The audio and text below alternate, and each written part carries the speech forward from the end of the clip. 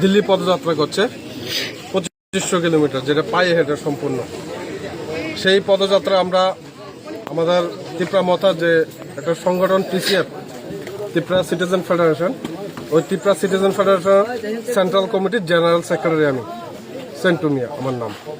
আমরা পূর্ণ সমর্থন করি এবং যেহেতু আপনারা জানেন যে এই পদযাত্রার ডেভিড মোরা সিং এর মূল লক্ষ্য হলো, প্রথম যে দাবি, বাংলাদেশি যে অভিবাসী আসছে, যারা বাংলাদেশি আপনারা জানেন এখনো প্রতিদিন এই রাজ্যে আমাদের ভূখণ্ডে BSF এর পুলিশের চোখে ফাঁকি দিয়ে এই রাজ্যে ঢুকছে, তারা যাতে পুশব্যাক হয় তার জন্য দাবি নিয়ে দিল্লি যাত্রা। দ্বিতীয়ত, যেটা সবচেয়ে গুরুত্বপূর্ণ দাবি, ত্রিপ্রাসা অ্যাকর্ড। আপনারা জানেন যে কেন্দ্রীয় সরকার, আমাদের ত্রিপুরার রাজ্য সরকার এবং ত্রিপুরা মথার মধ্যে একটা ত্রিপাক্ষিক চুক্তি হয়েছিল গত 18 মাস আগে, যেটা আমাদের দেশের স্বরাষ্ট্রমন্ত্রী, আমাদের দেশের গৃহমন্ত্রী অমিত শাহজি ত্রিপুরা রাজ্যের মাটিতে দাঁড়িয়ে কথা দিয়েছিল 6 মাসের মধ্যে ত্রিপ্রাসা অ্যাকর্ড ইমপ্লিমেন্ট করবে।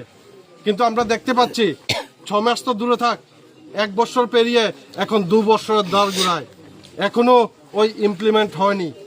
তাই আমরা ডেভিড মোরা সিং এর নেতৃত্বে এই রাজ্যের ত্রিপ্রাসাদের আওয়াজ, এই রাজ্যের ভূমিপুত্রদের আওয়াজ যাতে কেন্দ্রীয় সরকারের কানে পৌঁছে, যাতে কেন্দ্রীয় সরকার সেটাকে কর্ণপাত করে, তার জন্য একটা জীবন মরণ দিয়েছে ত্রিপ্রাসাদের উন্নতির জন্য। ত্রিপ্রাসাদের উন্নতি মানে এই রাজ্যের উন্নতি, এই রাজ্যের উন্নতি মানে দেশের উন্নতি।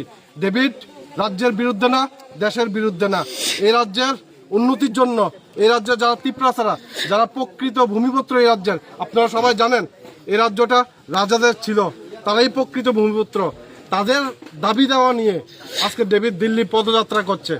আমি আশা করব রাজ্যের সমস্ত অংশের মানুষ, সে হোক ত্রিপ্রাসা, হোক মণিপুরী, হোক বাঙালি, হোক মুসলমান, সবাই যাতে এই অংশগ্রহণ করে। এবং আর একটু সামনে গেলে কদমতলার অংশ, যেটা কালকে থাকবে, এখানে আমার কদমতলার যে TCF এর কমিটি আছে তারা ওই সমাবেশে অংশগ্রহণ করবে। যেহেতু আজকে শুক্রবার জুমার নামাজ আছে, তাই তারা এখন আসেনি, আর একটু পরে তারা আসবে।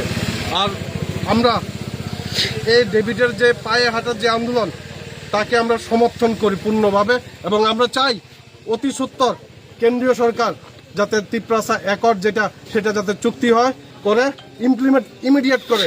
প্লাস যারা বাংলাদেশি অবৈধ এই রাজ্যে ঘাঁটি করে বসে আছে, শুধু এই রাজ্যে না, পুরো নর্থ ইস্ট বাংলাদেশিরা দখল করে আছে।